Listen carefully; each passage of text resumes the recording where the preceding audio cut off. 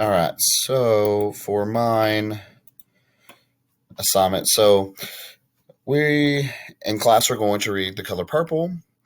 The Color Purple is to me, is one of the best written um, pieces of literature that really gets you not only in the world, like most authors will build a world around their language and tell you how beautiful it is, but not only does the author in this story build the world, but she also gives you language that puts you inside the characters' heads. Uh, Also, in the way she writes the book. Um, Color Purple is a very famous book and movie. Um, so, the first thing that I think we would do for our unit on Color Purple would be a grammar treasure hunt. If you've ever read The Color Purple, um, you know that the grammar in it is very. Um, it's not. It's not like college level, let's say. So the things that I really want the kids to do is think critically about this. So I would say, first off, what words don't you understand? So if there's a saying or just a big word or something that they don't understand, we can put it here as they're reading. I also put a portion of the text in there for them to annotate and highlight and go over. Um, so this is stuff that we can do while we're reading. Um, the next word that we can do is, what word did you think was weird or wrong? This is probably not enough lines. We can staple paper to that if we have to. Um, what grammar did you find interesting? There's lots of reasons you could find this interesting. Like why does the characters students may not understand why the characters speak this way. Uh, Women, especially black women in this time, did not receive any education at all. Uh, Most black people in general did not receive any education at all. So this is very important for them to see. That might be why that we have.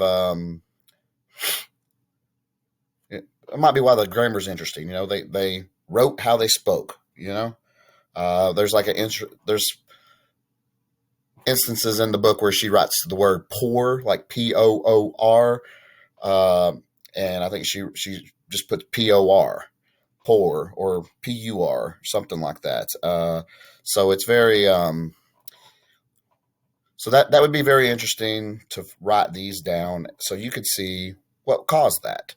The next thing is, what grammar do you think really strengthens the author's voice, and the character's voice in this? What really gives, like, I don't know, strength to the voice in the story? Lots of the grammar does. I think just the way she speaks, and she is very blunt in some of the things she says, very vulgar in the way that some of the things she says. But Celie, the main character, doesn't really know another way to say them.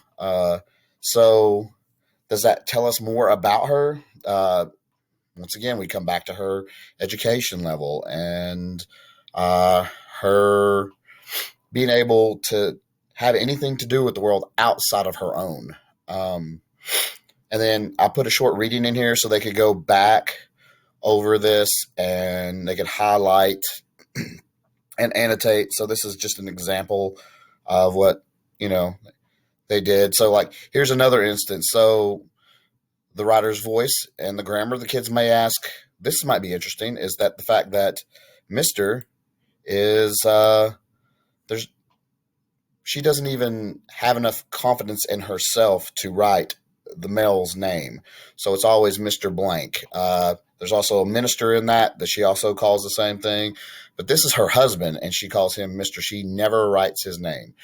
We don't find out till later that his name's actually Arthur, and that's because she's actually with someone else named Shug. Um, so there's many things. Sorry, I just saw an error. For some reason, the formatting went weird, but there's many things, and like you can see, my spell check is going crazy just looking at this. Um, little excerpt of the clip of the book. It's just one of the letters because she writes. Walker writes the book in a series of letters to sometimes God, sometimes her sister Nettie, just to different people in her lives. Um, and this is just so you can see there's a lot of grammar in this that the kids could unpack just in this one letter. And there is, I can't remember how many, like 100 and something letters in this book. So it would be a lot. We could really spend a lot of time unpacking grammar. So because this movie was so popular, or the book was so popular, they made it into a movie which was just as popular, if not more popular. Um, had Whoopi Goldberg, Danny Glover, not to be convinced with Donald Glover.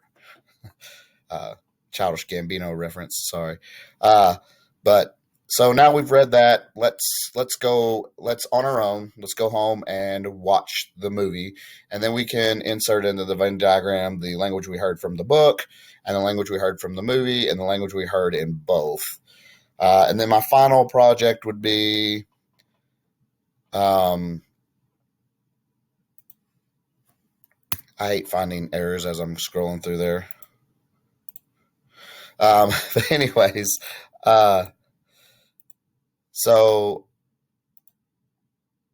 the final thing would be to write a voice essay. So I want them to analyze the language in it, think um, think if that language actually helped or hindered the story.